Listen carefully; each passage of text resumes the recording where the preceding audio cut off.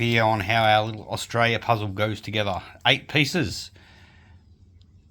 You can see this where I'm pointing. It's long. See this one here? It's short. There's 4 of each, sorry. This one's already half together. You grab your 2 short ones and your 2 long ones and you push them in like so. So you got your 2 pieces exactly the same.